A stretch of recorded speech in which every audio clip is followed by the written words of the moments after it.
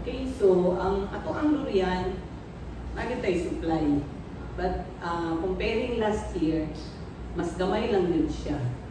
So we expect na dili kayo siya mubaha sa market, at the same time medyo may pagka-pricey yun ang iyahang presyohan karon because of low supply and demand. But we expect na most probably until March next year natay available supply, because sa niagi manggod nga taas nga production last year, murag ang ato ang tanong na siya crop removal nga nahitabo. So murag sa iyahang cycle sa iyahang production daghan ang punuan na dili munga. And to think nga sa mga nangagi nga bulan taas kaayo ang ato ang rainfall. So isa na siya nga nag-trigger nga nung gamay lang ang ato ang production daghan. So posible ang ma-harvest karon ni agi siya nga nag-fruiting but aborted. So gamay lang yun ang ni-succeed na ma-produce for the month of August. But definitely there's supply, and the supply will last most probably until next year. So kana yun ang assurance kay nagalibot mi sa field, makita man nimo ang different stages of the fruits. So from bud formation up to harvestable. So ana ang scenario karon sa ato ang durian especially. But for other fruits like mangosteen, murag maybe na i-harvest around October, but definitely not August. So naagin siya. For the lanzones, murag naapod siya gamay, but sa nakita na ko nga standing niya, wala din siya dagko nga bunga nga enough for August. So makita na to murag for the kalayawan mo prevail ang ato ang king of fruit, ang durian. Nakita siya, but definitely naalam din siya medyo increase sa price because limited supply. And to think na naata existing 18 exporters na makikilog sa volume nga mo aside sa ato ang for local consumption. Rambutan, bulak kapod. So definitely, mo take pa din na siya, mga araw na ata ang atong harvest naa sa October. Nausap din siya. Attributes ani nga ni siya. Of course, ang ato ang climate change, mo din na siya i-culprit. Because of the high rainfall incidents, nalilipod na to, wala kay control. So, isa na siya nga cause kay ang ato ang tanong, masubject siya sa taas na rainfall, murag ang iyahang pattern is mautrukot ang iyahang activity sa iyahang physiology. So, instead na mag-fruiting siya, bisan pag mature na siya, ang mahitabo is mubalik siya mag-flushing. So, definitely, because ang dala mong food sa ulan is nitrogen, so initiate siya o flushing sa mga tanong, definitely mahulog ang bunga.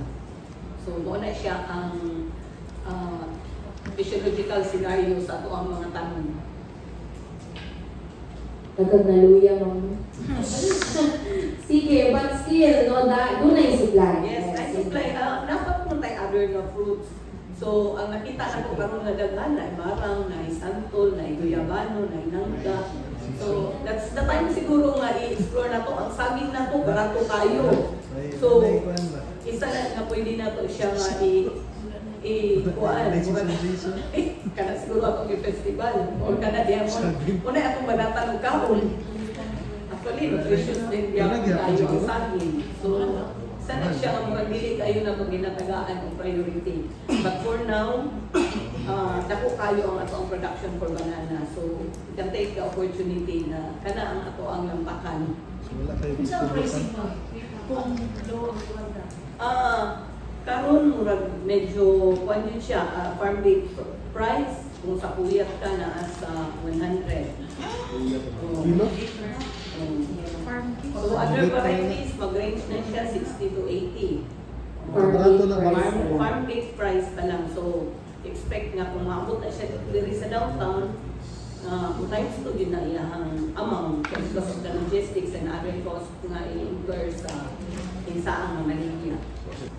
Murag ang naay regulated nga presyohan, murag kani siguro na sa ato ang mga groceries, murag kana controlled by DTI. Pero ang sa ato ang sa presyo nato sa farm gate or sa kanang mga produkto nato sa mga farm produce, murag wala pa din nag-regulate ana nga kuan. Sa amo ang level dili pud na mo na siya ma-regulate. Murag wala pud na sa amo ang mandate nga kami ang mo regulate sa presyo kay ang amo murag ang amo naa gyud ni into production. So kana ang ma-address namo siguro it could be point for legislation nga kung unsa bay dapat nato i-prioritize para ma-address po nato ang concerns ato ang mga consumers. Kay ang kanto lang mga process na commodities ang naay control sa prices. Pero ang sa farm produce wala, magdepende siya sa kinsa ang consolidator and basically murag kuan din siya, murag sakit siya una-unaon kay law of supply and demand din mag-dictate sa iyaha. Wag yun na ang scenario. Si DA din. Ako dili po kaayo na makuan ni DA. Wala kayo, wala ni murag, wala yung mga previous meetings na kung nga mahuna-hunaan na ay murag na-regulate yun ang prices. Basically, murag ang ginatanaw kung inputs, sa gina-question na murag na ay kuan. Actually, dako na siya kikatabang sa ko ang mga farmers kung naadid tayo makuan. Mahimuan siya something like legislation.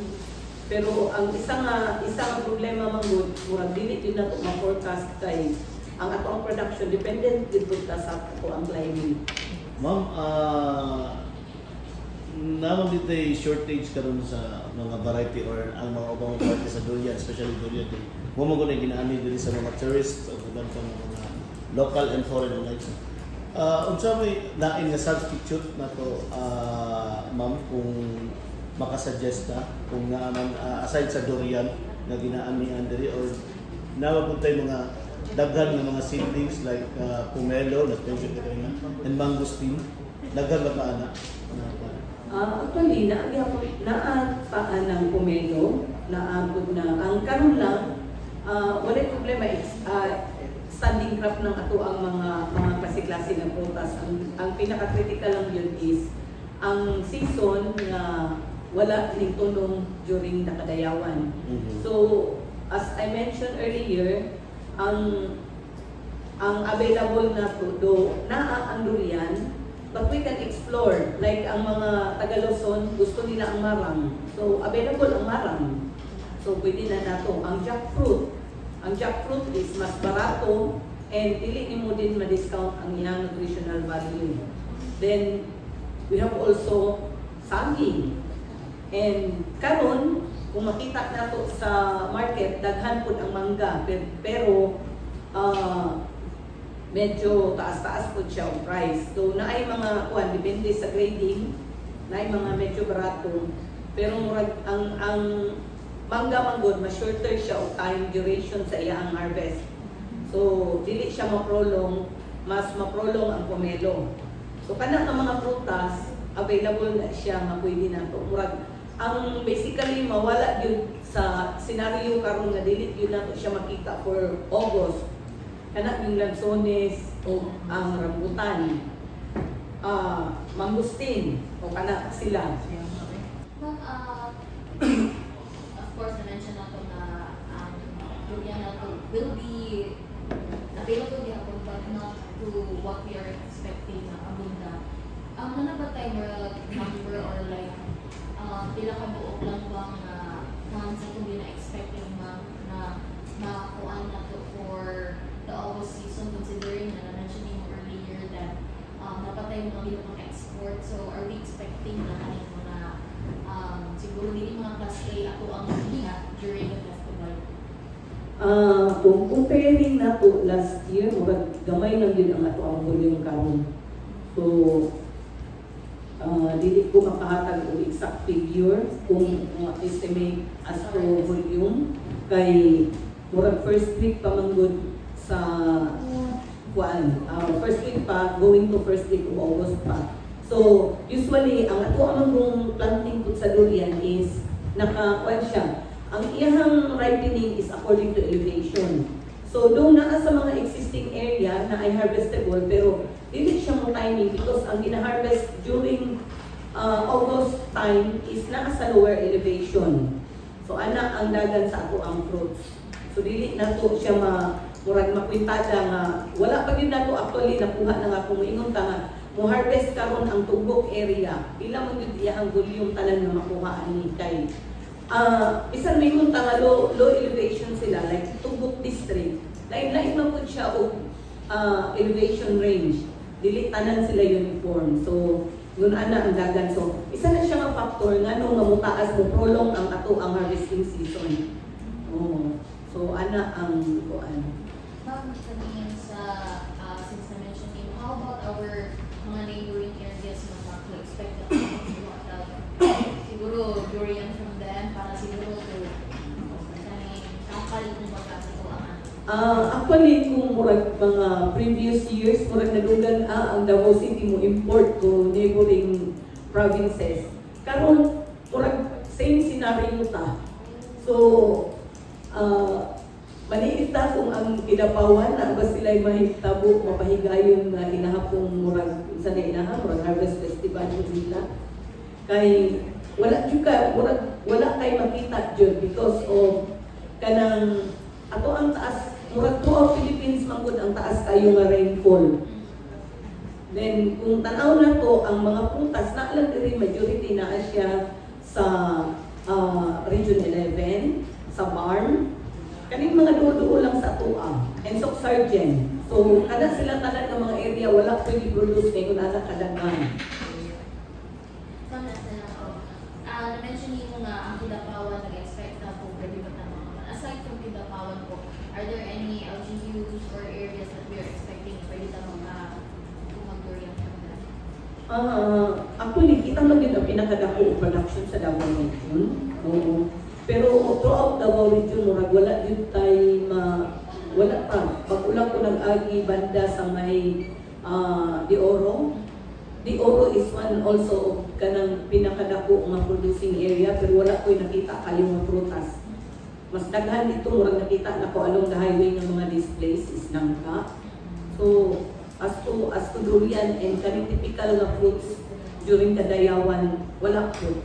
Mentioned earlier one of the reasons na parang low din ang pag-supply ng durian natin is nag-ailong ang mga nag-export. So, mga ilang tons na po ba so far since the north or subod ng year? May ilang tons na ang mga This year, actually, na may harvest na nag-fall siya January, February. So, based sa PQS na data na nakuha na, around naka-deliver pa for January and February around almost 40 tons na durian for export. So, mauna ang delivery. And kana, ano na nakita ng gihapon ta supply. Since murag ang ato ang season sa durian wala din siya na murag dili na gid siya maputol halos all year round na siya bunga because of the different elevations at the same time murag gamay lang nga trigger sa tanong pwede siya nga mo initiate o fruiting. Pero isang indication, isang murag impact is wala kay major production season. So ana ang kuan na ang anak ang nahitabo.